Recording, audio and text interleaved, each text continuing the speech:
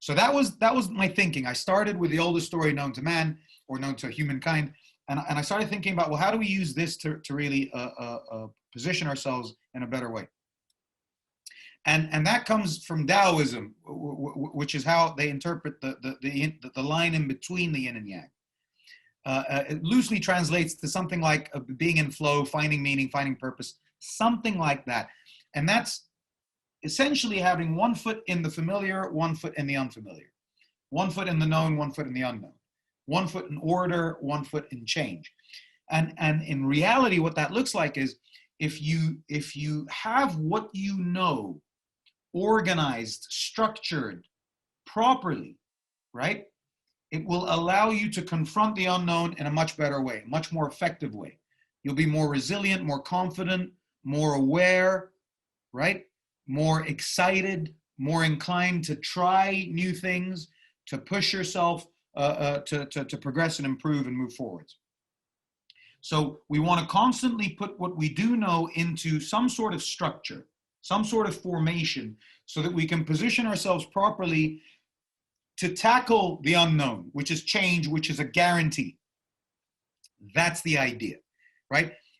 Another interesting thing to think about is in the word information, it comes from information. So that's really when you take knowledge and you structure it in some way. You put it in some sort of formation that allows that guidance. It's like creating a map.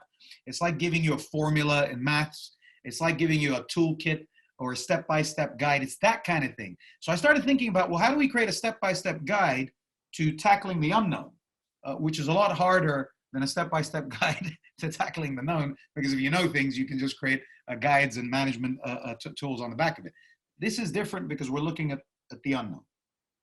So the idea here is, how do we explore the unknown rather than think of it as a destination, right? There's no destination in the unknown, all right? Maybe you can say the destination is that we all die in our current form, without getting into this idea of what happens after we die. But in our current form, in our current physical form, the destination really is that we all die. We all end up 6 feet under or burnt to ashes or whatever it is.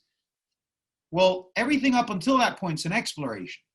So rather than thinking about destination all the time, let's think about exploring life, exploring the possibilities, exploring the untapped potential.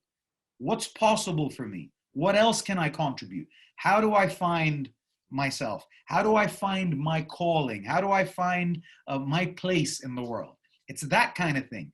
And the way to do that is to structure what you already know about yourself, about how life works, about who you are, what you've learned, in a way that you can use that to position yourself properly to then explore your potential. That's the idea.